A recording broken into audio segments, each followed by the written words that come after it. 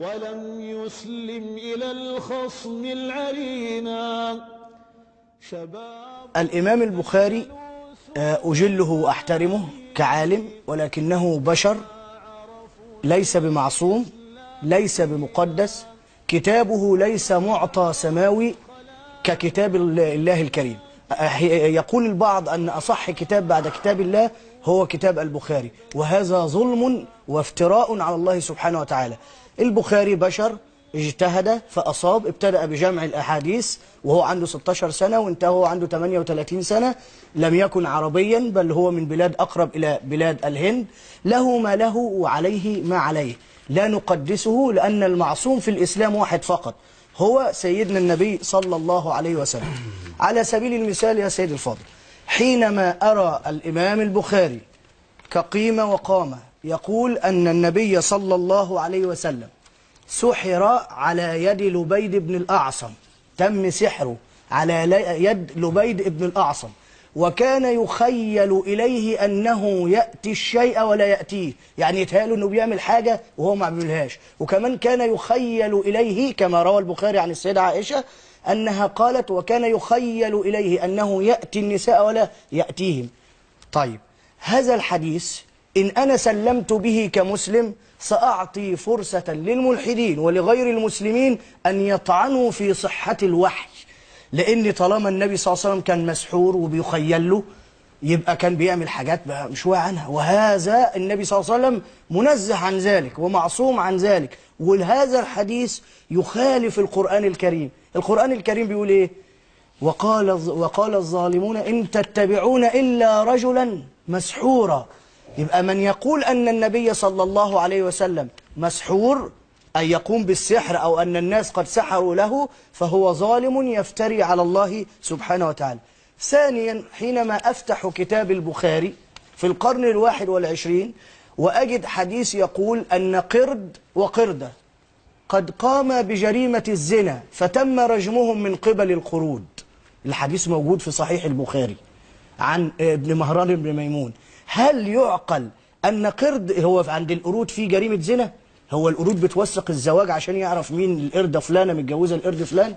ثالثا، حديث رضاع الكبير، يعني لما السيدة عائشة تقول في صحيح مسلم والبخاري والموطأ في مالك في رضاع الكبير، لما تقول لها السيدة أم سلمة، تقول لها زينب بنت أم سلمة، تقول لها كان بيدخل عليك الأبقع فابقي أرضعيه، فقالت لها أن النبي صلى الله عليه وسلم قال لأم حذيفة لما كان بيخش عليها سالم: أرضعيه. حديث رضاع الكبير اللي هو يعني فضيحة للإسلام وللمسلمين. فقامت السيدة عائشة بقت تنصح أختها وأخواتها وأبناء أخواتها. أرضعيه حتى يكون محرما عليك يعني. لا، ده لا يا أستاذ وائل، ده مش رضاع للأطفال.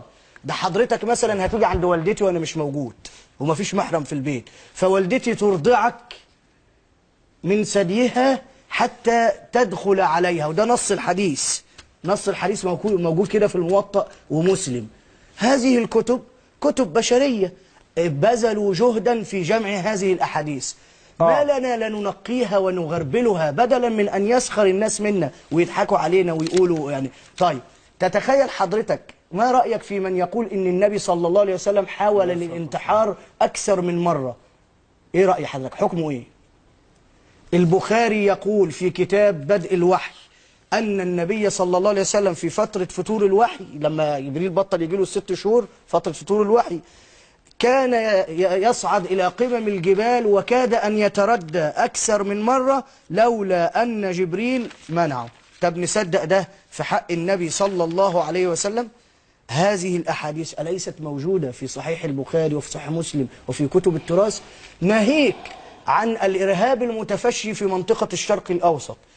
بعض الناس يقول لك دي مؤامرة على الإسلام، الأمريكا مجندة داعش والإخوان والسلفيين وجيش مش عارف إيه لا، التراث الديني يا أستاذ. هو يزيد بن معاوية لما قطع رأس الإمام الحسين وعلقها على الخوازيق وسبى نساء آل البيت والوليد بن عبد الملك لما قذف الكعبة بالمنجنيق اللي هي المدفعية وأحرقها وعلق جثة عبد الله بن الزبير بن العوام ابن السيدة أسماء بنت أبي بكر الصديق 3 أيام في جوف الكعبة. وفي موقعة الحرة لما أحرقت المدينة وأحرق مسجد النبي صلى الله عليه وسلم واغتصبت نساء الأنصار في الشوارع، كل ده كان تحت رعاية مين؟ باسم ما يطلق عليه الخلافة الإسلامية.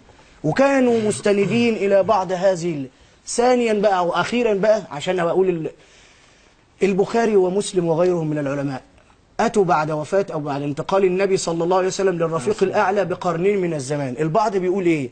ما هو إحنا لو شككنا في البخاري ومسلم يبقى بنشكك في الصلاة والصوم والحج والزكاة. هو إحنا عرفنا الشعائر دي اللي في البخاري ومسلم؟ أقول لك طيب، هم المسلمين الأوائل قعدوا قرنين من الزمان يصلوا ويصوموا ويحجوا من غير ما يجي الإمام البخاري ولا الإمام مسلم ولا غيره، لأن دي اسمها السنة العملية التي انتقلت بالتواتر. يعني إيه؟ يعني أنا شفت أبويا بيصلي إزاي فبقلده في نفس الطقوس في الصلاة. فالصحابة كانوا بينقلوا عن النبي صلى الله عليه وسلم السنة العملية بالتواتر دون الحاجة إلى كتابتها.